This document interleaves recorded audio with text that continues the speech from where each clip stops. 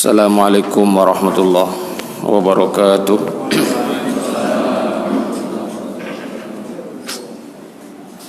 Alhamdulillah alladzi ja'ala al-laila libasa wa ja'alna an-nahara ma'asha wa banayna fawqakum sab'an shidada. Allahumma salli wa sallim ala sayyidina Muhammad نورك الساري ومدادك الجاري وجمعني به في كل أطواري وعلى آله وصحبه وسلم يا nur. Puji syukur kepada Allah Subhanahu wa taala. Salat dan salam kepada Rasulullah sallallahu alaihi wasallam. Seterusnya kepada al dan sahabat kerabat beliau sekalian. Hadirin yang dimuliakan Allah Subhanahu wa taala. Di dalam Al-Qur'an telah dijelaskan oleh Allah Subhanahu wa taala di dalam surah Al-Muzammil. Bismillahirrahmanirrahim. Ya ayyuhal muzammil. Allah mengingatkan kepada kita terhadap orang-orang yang tidur ataupun yang berselimut. Maka mari kita lihat terhadap pesan-pesan yang disampaikan oleh Allah di dalam ayat tersebut. Qumil laila illa qalila. Maka di situ ada letak anjuran agar kita senantiasa tidak memanjangkan tidur, tidak terlalu menikmati tidur, namun ada anjuran yang masuk di dalamnya untuk bangun, meskipun bangun itu dengan jumlah yang sedikit. Bermakna ketika malam beristirahat, maka sisihkan waktu kita,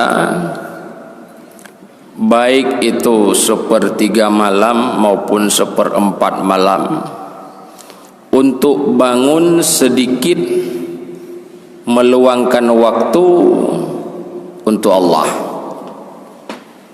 Bermakna bahwasanya ada solat malam yang ini agak sedikit karena terlalu besar efeknya bila mana dikerjakan, yaitu solat sunat tahajud setidaknya bangun untuk 2 rakaat. Karena kenapa? Terlalu banyak hikmah yang dikandung oleh solat sunat tahajud.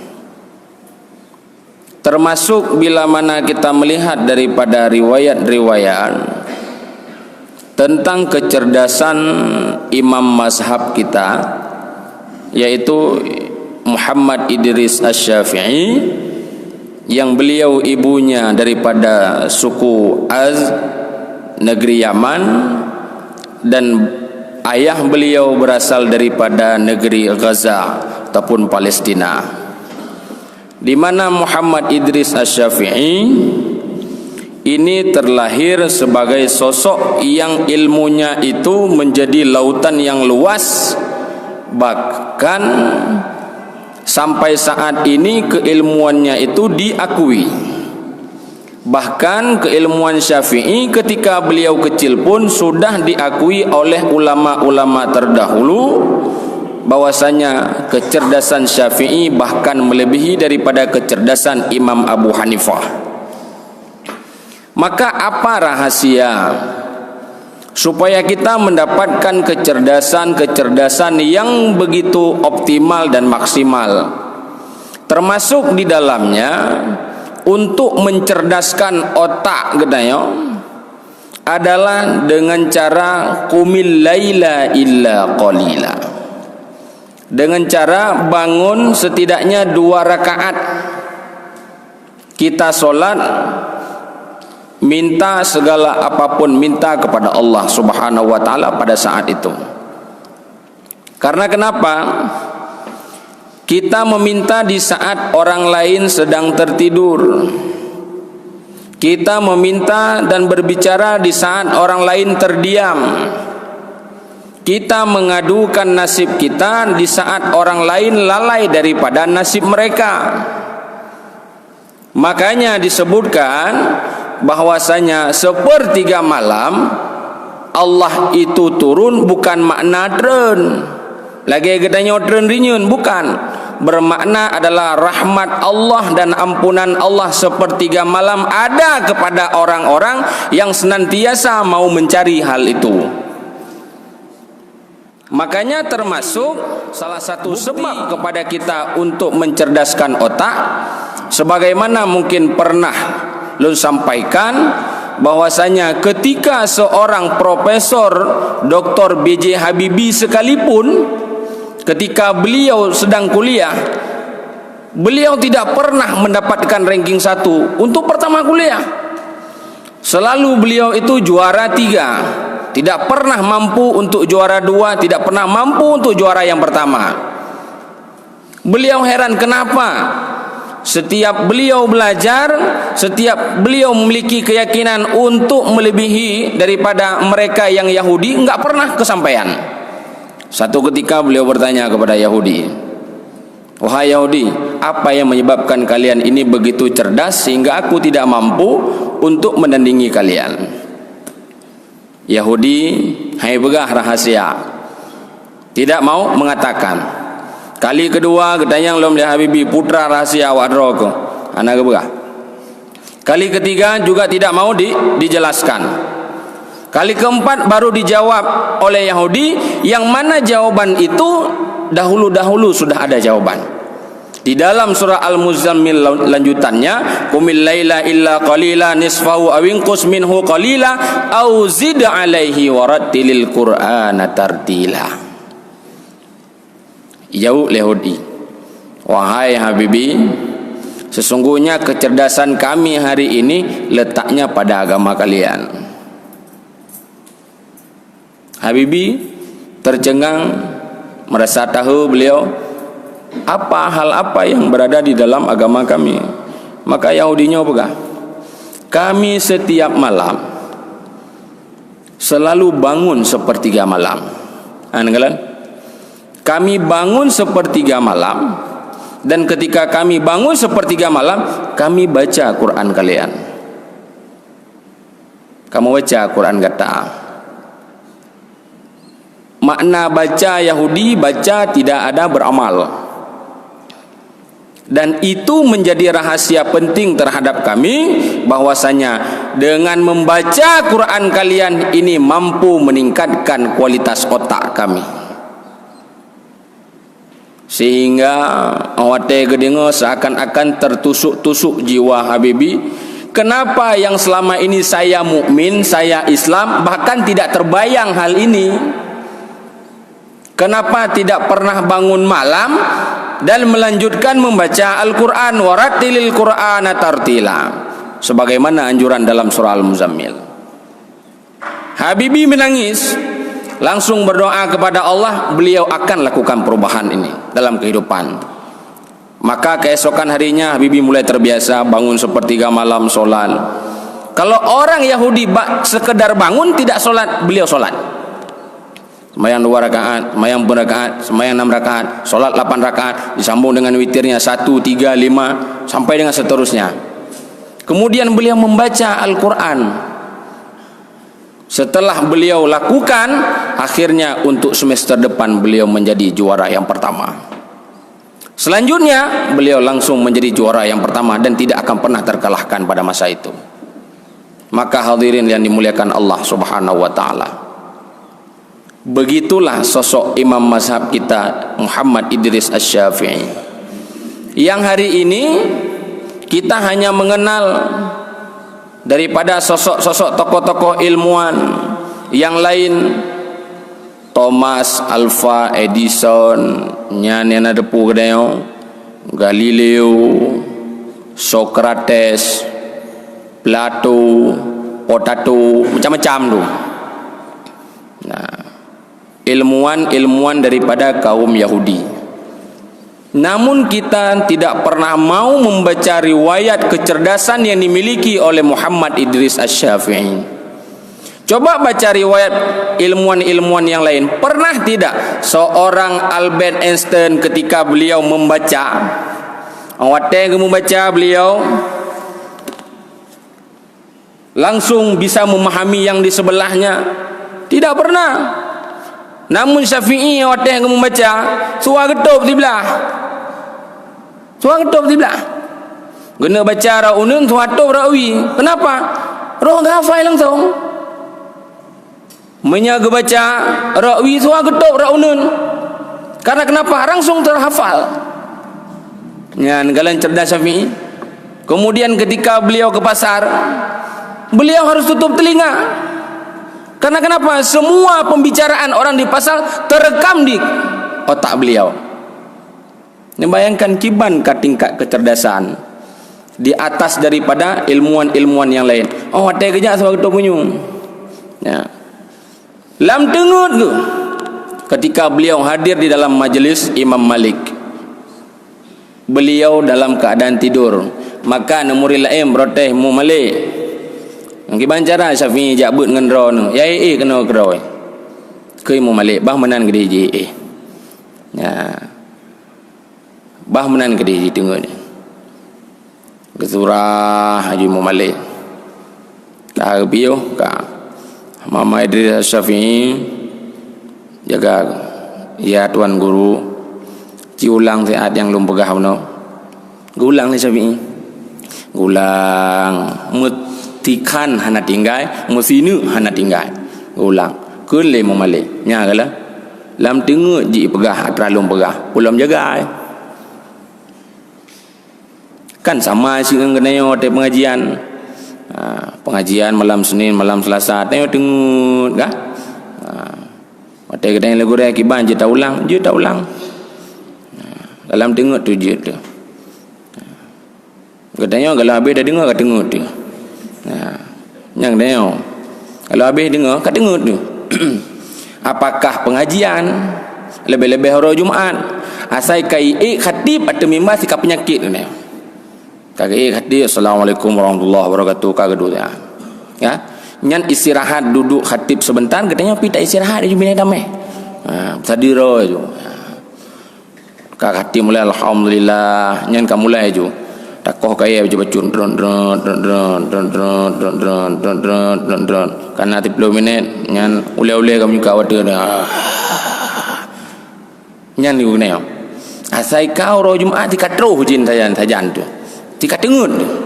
Nah, pajan jaga ketika khatibkan Allahumma filil muslimina wal muslimat katanya pi amin wal mukminina wal amin katanya. Engkau mana nak Jumaat tu? Nah, itu kadar kualitas katanya. Makanya Muhammad Idris Asy-Syafi'i ini besar tanpa ayah. Beliau dibesarkan oleh ibunda yang di dalam kandungan beliau ini berumur lebih kurang 4 tahun. Petun ke kandung le ibu. Kiban seorang ibu yang mengandung 4 tahun, cina bayangkan le. Uru inang ge mengandung petun. Di mak katanya ti kurung bulan kaglak katanya. Pajan ni lahir namanya ayo. Hai ke baba le. Kenapa jin awak ke pelahir kanjo ke ulama aja ke bandit dum. Susah. Tapi Ibu Syafi'i santai, baca-baca Quran kero. Hotel lahir Imam Syafi'i, gedidik kero, gejuk makanan yang halal, diberikan pakaian yang halal, dijauhkan daripada perkara yang syubhat. Lihat hari ini lahir satu sosok daripada Muhammad Idris Asy-Syafi'i yang ilmunya hari ini dipakai oleh semua orang. Termasuk orang yang kena dari semua fatwa-fatwa imam mazhab yang paling ringan itu ijtihad Syafi'i. Ijtihad Syafi'i. Tidak ada yang tidak lebih ringan daripada Syafi'i. Contoh enggak? Masalah zakat. Masalah zakat bagaimana ringan Syafi'i mengaturnya? Yang bermazhab Syafi'i mengeluarkan zakat fitrah itu dengan menggunakan makanan pokok. Kadar yang dikeluarkan 2,6 sampai dengan 2,75 sekian. Gecok surah oleh ulama-ulama gedayo, gecok ge fatwa untuk tahun ini 2,8 kilo gedayo. Di antara 2,6 sampai dengan 2,7 sekian, gecok 2,8. Makanan pokok ber. Nah, dapat juk raja wali, cap cabe, juk cap cabe. Apa yang kita makan itu yang dikeluarkan. Tapi coba lihat, Imam Abu Hanifah juga demikian, makanan pokok juga. Namun bisa digantikan dengan uang, dengan harga yang sesuai dengan kriteria Imam Abu Hanifah, bukan dengan kriteria Syafi'i. Nah, di sini yang paling banyak kesalahan di dalam mengeluarkan zakat fitrah. Nah, mengeluarkan zakat fitrah Imam Abu Hanifah mulai dengan tamrin, zabib dan yang lain, namun bisa dihargakan dengan barang yang tersebut. Kriterianya dengan barang yang ditetapkan oleh Imam Abu Hanifah, bukan oleh Syafi'i. Oronyo gedayo tacok surah tubik zakat ngenpeng, tapi nilai dan harga kriterianya tacok adalah Syafi'i, nyo yang salah. Makanya oronyo menyatakan harga kurma yang standar padum 10 rial misal contoh. Kurma kan kurma ajwa terus sertu 20 rial dalam sekilo. Dan jumlah kapasitasnya pun lebih banyak. Kalau Syafi'i 2,8, Imam Abu Hanifah terus 0,5 sampai dengan 3,8, 0,8. Berdubit 1 kilo kurma yang standar harga 40 rial. 40 rial beta kali leh ribe tengok, tak kali leh ribe. Tertuh 20 ribe. Tertuh 20 ribe dikalikan dengan 3. Lertuh 60 ribe. Lertuh 60 ribe tak tambah you tertuh 20 tu. Pertuh 80 ribe baru sah zakat fitrah dengan Imam Abu Hanifah. Kan tebi zakat ngempeng nyumbrih ramos kan. Maka ketika esok orang kiamat tajak Syafi'i long dengan tu taklid ron kali long tebi zakat geperiksa oleh Syafi'i, bukan, tidak ada tajak abah Imam Abu Hanifah. Imam Abu Hanifah, saya mengikuti mazhabmu, dilihat bukan, karena kenapa nilainya kau ambil punya Syafi'i.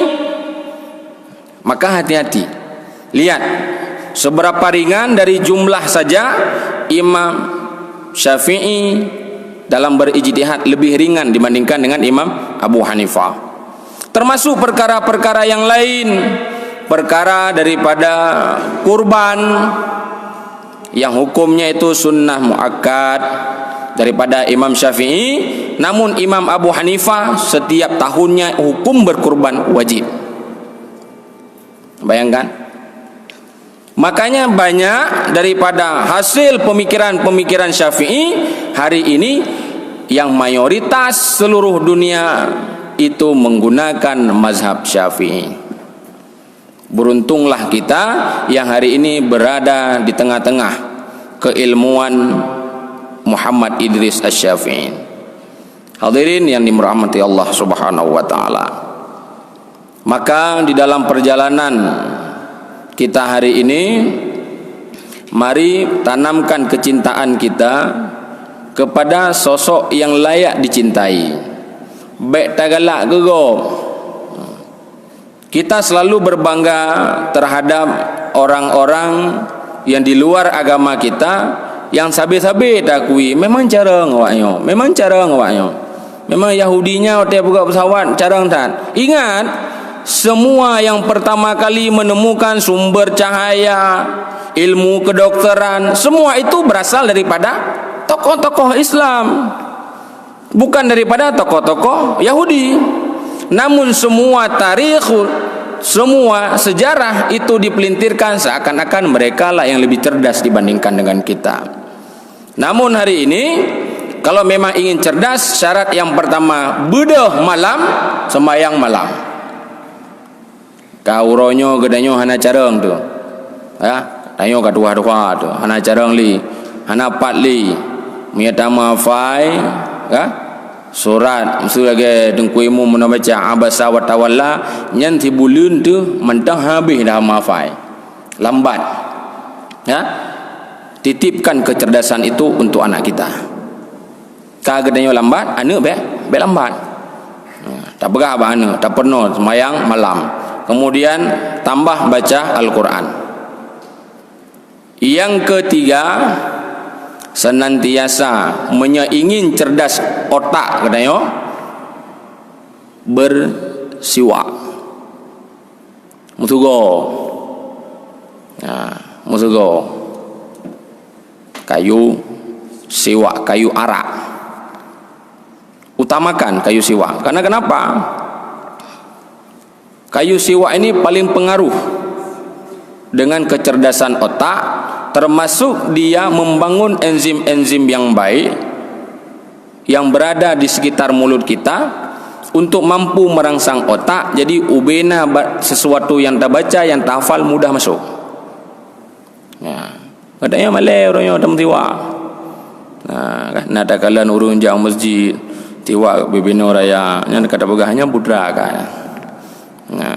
Pug baba balok lah kantong. Balok buah. Ganyan tiro ke batiwa. Ngawate ke mutiwa pi malai ganyan ba urun layan ke batiwa. Makana pada badung tempat lunggalan wate na gena mutiwa tua getup. Getup mana? Hana payah tupnya, siarkan itu. Siwak tak siarkan. Be tup. Cuma lalu menocil.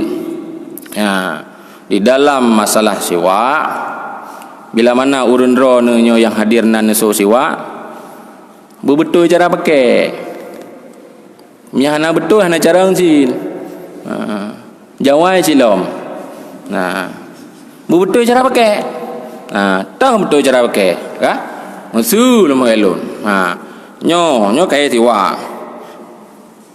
Yang galau muko likut. Kaiku ben galaiku likut. Belum terpotong. Bek banlu ne belau bagade, ne buka plastik, ne hambo yu baigo. Nyam tiga ngeraham yu gede pau luar. Keruhnya kayaknya anak pulawan. Kiban cara si dengku taco taple plastik tapsu ii taindram le.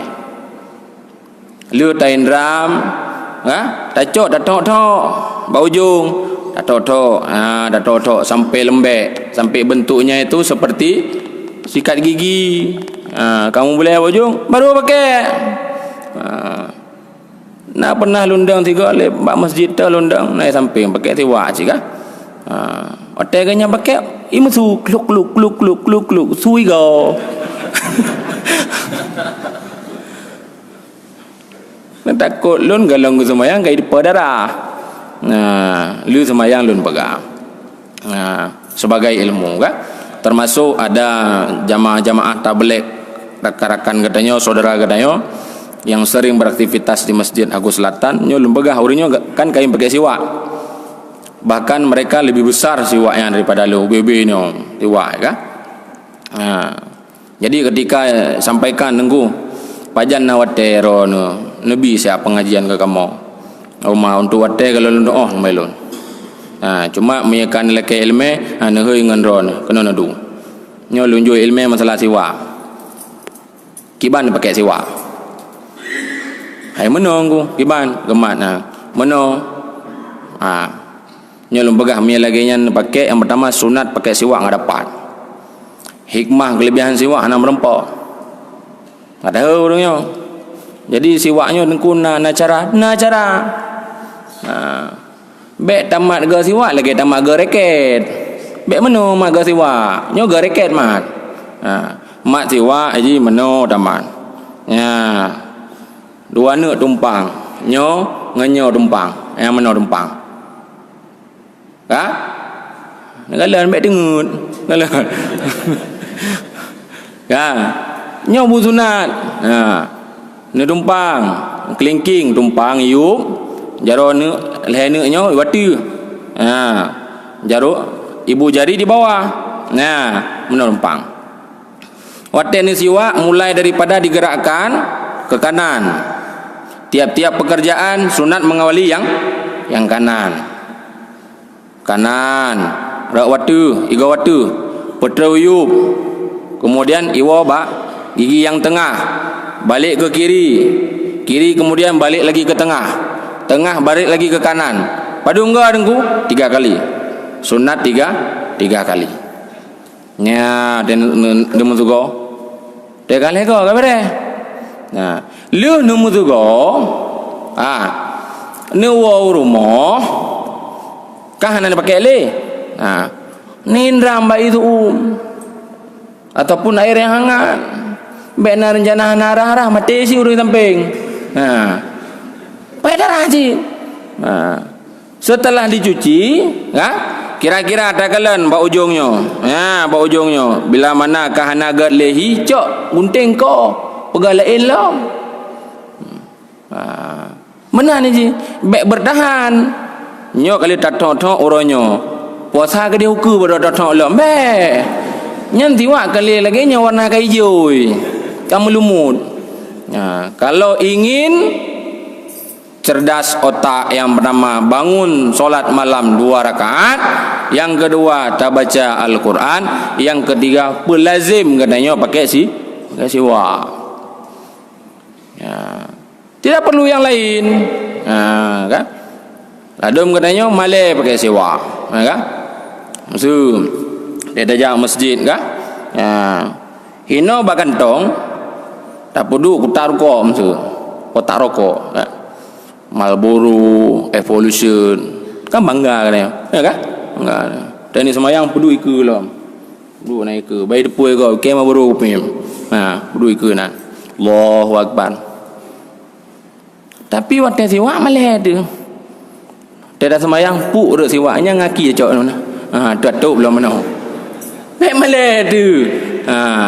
Karena kenapa? Barangnya hana sunat. Rukuk makruh. Nyo barang sunat kepu malai tu. Bahkan di dalam riwayat yang lain dijelaskan bahwasanya siwak ini sunat bukan di dalam kantong, tapi hino yulat. Minya uronyo lum pegah hino kaguralam hino yulat. Orangnya yang nan depu lah ino bak punyung yang kanan kan genthe dukang. Tapi siwak sunat ditaruh di telinga yang kanan. Yulah ino. Cuma orangnya dengku pujian anak takut menyelong lat lain tu nepeyum kelung. Oma dengku kabrak tantu bohnya. Maka nalung lat. Bodoh ino. Maka ini penting. Memang hal sepele. Memang hal sepele, tapi menyatakan ulama-ulama yang keawai-awai, semua mereka itu menertibkan pekerjaan-pekerjaan sunat sampai dengan hal terkecil yaitu siwak. Pak tak pakai dengku cukup jai. Tanuk terkebi semayang, tanuk baca Quran, tanuk baca hadis, keluar dari rumah, masuk rumah, mau berwudu, bersiwak. Kemudian kira-kira sama-sama baca babah dah bersiwak. Banyak tempat-tempat untuk kita bisa bersiwak. Bahkan sebelum tidur tak bersiwak eleh. Ladum yo oronyo kahana siwak ngenti ka ego jucit. Manengku hana pat damita kai araknyo nengku mihanan mita no ba ju ka ego. Untuk waktu datang masjid reno pakai formula, reno ciptaden, reno pepsoden, terserah. Yang penting benar. tengku hana peng tengku belo nim tayu tapi no ut yunan. Jecit, yang penting sesuatu yang kasar. Tengku tapi piah na patamita kira-kira jaro ni kasar ke bete ke yung jaro. Jecit. Yang penting bersiwak jangan pernah ditinggalkan, karena itu salah satu sebab untuk mencerdaskan otak kita dan menguatkan ingatan kita.